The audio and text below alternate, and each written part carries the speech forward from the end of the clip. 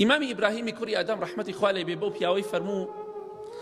إن إذا أردت أن تعصيه فلا تسكن بلاده وملكه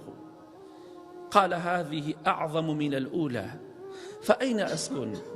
إمام إبراهيم كوري آدم رحمة خوالي بفرمي أي فلان كس أجر ويسد جناه تاوان بكي لملك خوادا دامنيشا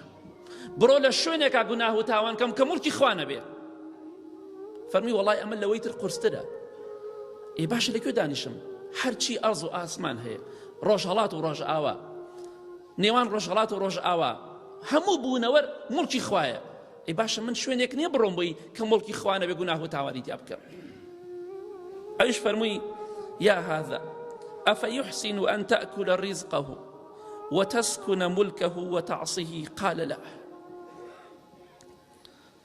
فەرمووی ئەی فڵان کەس باشە جوانە بۆ تۆ ڕزق و ڕزی خوا بخۆی لە موڵکی خوادا بیت بەڵام گوناه و تاوانیش بکەیت ئەمە جوانە ئەمە شتێکی باشە وتی ناوەڵڵە یعنی تۆ جاری وای ئەشتە ماڵێک لەو ماڵەدا لە ڕوت نایە هەموو شتێک بڵێ پێت عیبە هەڵێ لە ماڵی پیاوە دانیشتومە نابێ هەموو قسەی بکەم یا لە ماڵەکەی خۆتە ئەڵێ من هیچ ناڵێم بەرامبەر چونکە لە ماڵی خۆما دانیشتومە ئەی تۆ لە موڵکی خوادای لە وڵاتەکان و لە شارەکانە کە هەمووی موڵکی خۆیان دانیشتوویتە گوناه و تاوان دەکەی بۆیە هەر کاتێ ویست گوناه و تاوان بکە لە شوێنێکا بی کە موڵکی خوا نەبێ شتی واش نییە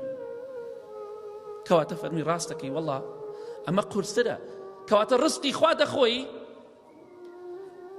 لە ناو موڵکی خوادا دەژیت بەڵام سەرپێچی فەرمانی خوش دەکەی ئەمە ئەو پەڕی بێوەفاییە ئەو پەڕی